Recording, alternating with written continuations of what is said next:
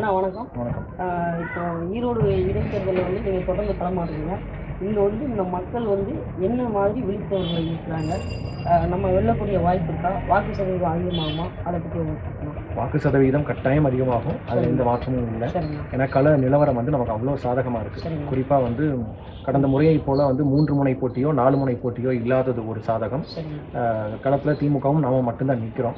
அப்போ ஆளுங்கட்சியின் மீதான முரண்பாடுகள், எதிர்ப்பலைகள், விமர்சனங்கள் எல்லாமே வந்து திரும்பக்கூடிய ஒரே திசை நாம் தமிழ் கட்சி மட்டும்தான். அதனால உறுதியாக போன முறையை விட நம்ம வந்து சில மடங்குகள் வாக்கு அதிகமாக தான் வாங்குவோம்.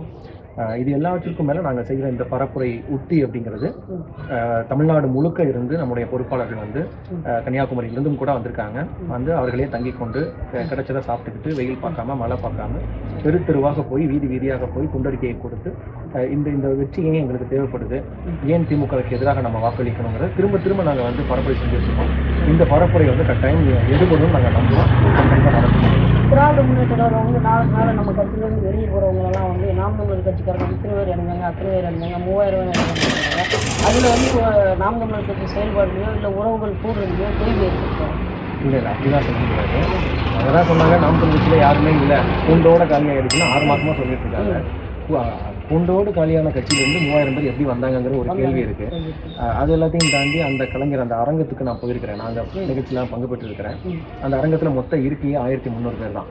இவங்க 3000 பேர் உட்காரணும்னா ஒரு ஆள் மடியில் இன்னொரு ஆள், அவர் மடியில் இன்னொரு ஆளுன்னு உட்கார்ந்தாதான் அப்போவுமே 2900 பேர் தான் உட்கார முடியும். புரியுதா உங்களுக்கு? அப்போ அதனால வந்து இது வந்து ஒரு அபாண்டமான ஒரு குற்றச்சாட்டு. இதை சாட்டை போன்ற நம்மளுடைய மீடியாக்கள் எல்லாம் எடுத்து தோல் உரிச்சிட்டாங்க. அது சாட்டை வழிகளில் வந்து பண்ணியிருக்காங்க. வருண்குமார் ஐபிஎஸ் வந்து பிறலிந்தி திரட்டுறவங்களுக்குலாம் பயப்பட வேண்டிய அவசியம் இல்லைன்னு இருக்காரு. அதை பற்றி உங்களுக்கு கருத்துனா? ஆமாம், திரள்நிதி திரட்டுறதை வந்து அது அவமானமானதா என்னன்னு எனக்கு தெரியல. ஆனால் வந்து ஒரு பெண்ணை வந்து காதலிச்சுட்டு அந்த பெண்ணை கல்யாணம் பண்ணுறதுக்கு முன்னாடி அந்த பெண்ணுக்கிட்ட வந்து வரதட்சணை கேட்பதோ, வரதட்சணை கொடுக்கலன்னா கல்யாணத்தை நிப்பாட்டுவதோ, அந்த பெண்ணு போய் வழக்கு கொடுத்துச்சுன்னா நீதிமன்றத்தில் போய் கையை கட்டி என்னை மன்னிச்சிருங்க ஐயா அப்படின்னு அப்பாலஜி லெட்டர் மன்னிப்பு கடிதம் கொடுப்பதோ தான் அவமானம் நாங்கள் பார்க்குறோம். என்னை பொறுத்த வரைக்கும் வந்து ஒரு பெண்ணை திருமணம் செய்வதற்கு ஒருத்தன் வரதட்சணை கேட்குறான் அப்படின்னா அவன் வந்து மனிதனா மட்டும் இல்லை, தமிழனா மட்டும் இல்லை, அவன் ஒரு ஆண்மகனாகவே இருக்க முடியாதுன்னு நாங்கள் நினைக்கிறோம். அது ஐபிஎஸ் இருந்தாலும் சரி, யாராக இருந்தாலும் சரி, எல்லோருக்கும் விதி ஒன்று தான். அதனால அவர் வந்து எங்கள் மீது விமர்சனத்தை வைக்கிறாரு.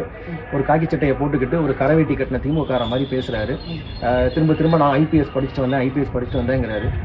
படிச்சாதான் ஐபிஎஸ் ஆக முடியும், இல்லைன்னா ஆக முடியாது இல்லையா? நாங்கள்லாம் மக்களுக்காக வேலை செய்கிறோம். நாங்களும் ஐபிஎஸ் தான் பேசுகிறேன். நான் ஐபிஎஸ் தான். எங்கள் அண்ணன் சீமான் மிகப்பெரிய ஐபிஎஸ். நீங்கள் வந்து இந்தியன் போலீஸ் சர்வீஸ்னா நாங்கள் வந்து இன்டெலெக்சுவல் பொலிட்டிக்கல் சர்வீஸ். அதனால அவர் வந்து சம்பளத்துக்காக வேலை பார்க்குறாரு, நாங்கள்லாம் சமூகத்துக்காக வேலை பார்க்குறோம். இந்த படத்தில் வர மாதிரி காக்கி நாடா உண்டு பாவார நாடா உண்டுங்கிற மாதிரி அவர் காக்கி சட்டை, நாங்கள் கலர் சட்டை. அவருக்கு 1ஆம் தேதி ஆனால் சம்பளம் வருது, எங்களுக்கு 1ஆம் தேதி ஆனால் இஎம்ஐ, வீட்டு கடன், வங்கி கடன், வாகன கடன் வந்துட்டு இருக்கு. அதனால எங்களை பற்றியெல்லாம் பேசுவது ஆளுங்கட்சியாக இருக்கிற திராவிட முன்னேற்ற கழகமே எந்த இடத்துலையுமே பரப்புரையில் வந்து காண முடியல. இப்போ வீதிகள்லையோ எங்கே போனாலுமே காண முடியல. ஆனால் நாம் தமிழர் கட்சி நிறைய வீதிகளில் வராங்க. சமூக வலைதள ஊடகத்துலலாம் வந்து வலைவலி பதிவுகளெல்லாம் நம்ம பார்க்குறோம். அவங்க வராமல் இருக்கும்போது நீங்கள் இப்படி களத்தில் வரீங்களா?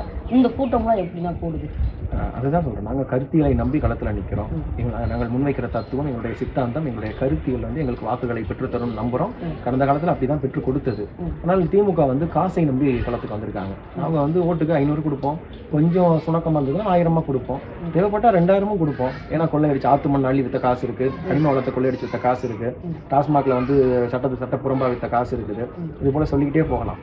அதனால அவர்கள் அவங்ககிட்ட காசு இருக்குது, காசை நம்பி களத்துக்கு வந்திருக்காங்க. எங்ககிட்ட கருத்து தான் இருக்குது, கருத்தை நம்பி நாங்கள் களத்துக்கு வந்திருக்கிறோம். இப்போ டங்ஷன் ஊழல் இது தொடங்குறதுல கூட அண்ணன் சீமானும் போராடினாங்க, எல்லா கட்சியும் போராடிச்சு. ஆனால் இன்னைக்கு திராவிட முன்னேற்றங்களை வந்து நாங்கள் தான் அதை தடுத்து நிறுத்தணும் அப்படின்னு சொல்கிறாங்க. அதை பற்றி நீங்கள் பாருங்கள். முதல்ல கொண்டு வரும்போது அனுமதிச்சது யாரு, ஆட்சியில் இருந்தது யாருன்னு கேட்டால் அதுவும் அவங்க தான். இந்த பாட்ஷா படத்தில் சொல்கிற மாதிரி அவங்களே பாம்பு வைப்பாங்களாம், அப்புறம் அவங்களே எடுப்பாங்களாம், அதுக்கு அவங்களே ஒரு பாராட்டு நடத்திக்குவாங்கிற மாதிரி. அதை கொண்டு வரும்போது ஆட்சியில் இருந்தது திமுக, இப்போ அதை தடுத்தது திமுகன்னு சொல்லிக்கிறாங்க, அதுக்கு பாராட்டு விழாவும் நடத்திக்கிறாங்க. இது எவ்வளோ பெரிய முரண்பாடாக இருக்குது பார்த்தீங்களா? நீங்கள் மூளையிலேயே கிள்ளி எறிவது போல கொண்டு வருவதற்கு முன்பாக நீங்கள் தடுத்துருந்தீங்கன்னா உங்களுக்கு பாராட்டு விழா நடத்தலாம். இத்தனையும் செஞ்சுட்டு மக்கள் செருப்பு கல்வி அடிப்போம்னு சொன்னதுக்கு அப்புறம் வந்து நீங்கள் வந்து தடுத்துவிட்டு இப்போ வந்து ஆள் நடத்துறதை எப்படி ஏற்றுக்க முடியும்? அண்ணன் சீமான் வந்து பெரியாரை பற்றி பேசுனதுக்கு வந்து பாரதிய ஜனதாவில் இருக்கிறவங்க முக்கிய பொறுப்பாளர்லாம் வந்து அண்ணனுக்கு வந்து ஆதரவு தெரிவித்தாங்க. சீமானனை வந்து நாங்கள் ஆதரிப்போம் அப்படின்னு சொல்கிறாங்க. அதனால திராவிட முன்னேற்ற கழகம் வந்து பாரதிய ஜனதாவின் பிடிஎம்னு சொன்னதுக்கும் சங்கி சீமானு போடுறதுக்கும் அதை பற்றி உங்களுக்கு கருத்து? பிஜேபி வந்து தந்தை பெரியாரை எதிர்ப்பதற்கும் நாம் தமிழர் கட்சி இப்போ பெரியாரை எதிர்ப்பதற்கும் நிறைய வித்தியாசம் இருக்கு. அது நிறைய அவர்கள் எதிர்ப்பதும் நாங்கள் எதிர்ப்பதும் ஒன்று அல்ல. வேணா அதோடைய ரிசல்ட் வேணா விடை வேணா ஒன்றா இருக்கலாம், ஆனால் அந்த பாதை வந்து வேற வேற. அதனால அவர்கள் எங்களை ஆதரிக்காங்கன்னா அது அவர்களுடைய சிந்தனை, அதை நம்ம வந்து பெருசுபடுத்திக்க வேண்டியதில்லை. அதை ரொம்ப கொண்டாட்டமா எங்களை வந்து பிஜேபி ஆதரித்து விட்டதுன்னு சொல்லுகிற மனநிலையில் நாங்கள் இல்லை. நாங்கள் எங்கள் கருத்தியெல்லாம் எங்கள் தமிழ் தேசியமா திராவிடமா, தலைவர் பிரபாகரனா பெரியாரா அப்படிங்கிறப்ப நாங்கள் அதை எதிர்க்கிறோம்.